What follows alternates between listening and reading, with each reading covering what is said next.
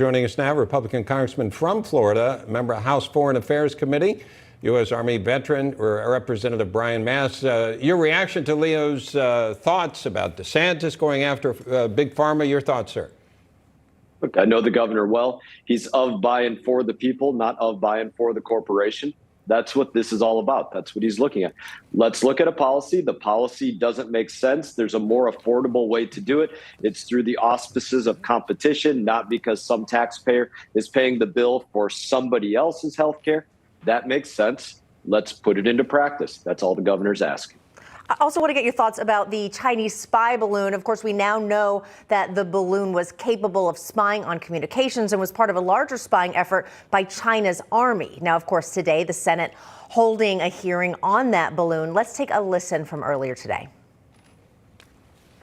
If you had the opportunity to shoot the Chinese spy balloon down either over the remote mountains of Alaska or over water near Alaska, why didn't you? The first would be, in terms of the water, General Van Erck again assessed that it was not there was no hostile act, hostile intent, or potential impact to critical intelligence capabilities.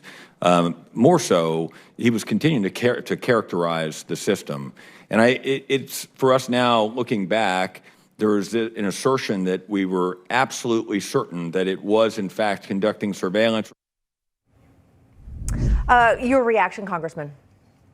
I think you can look at it and say, well, the administration is now treating our northern border in the same way that they treat our southern border. But this time with China instead of with South and Central American countries. Just number one, a Chinese surveillance piece of equipment coming into our airspace, that represents a hostile act no matter which way you cut it. And they're trying to change the narrative and deny that. And they've tried it in a number of different ways. Well, we needed to put it into a more sparsely populated area. We know that that's not the truth because of all the sparsely populated areas that it was.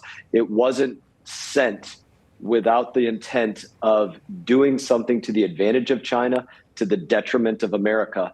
And it was allowed to take place. It should have been shot down the moment that it approached America. We should have been celebrating it. Congressman, I wanted to get your thoughts before we go about what's going on between DirecTV and Newsmax. Get your take on the situation, whether you think Congress should be doing something about it, such as hearings. What do you think about this? So in some cases, Congress has done something about it. I did something about it as this was taking place.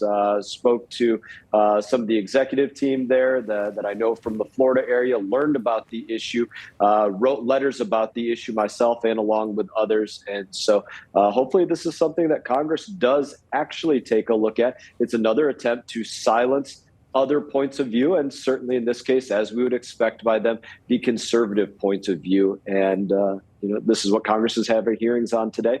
This is an extension of that. All right. Congressman, thank you so much for being with us, sir. Wish you the best.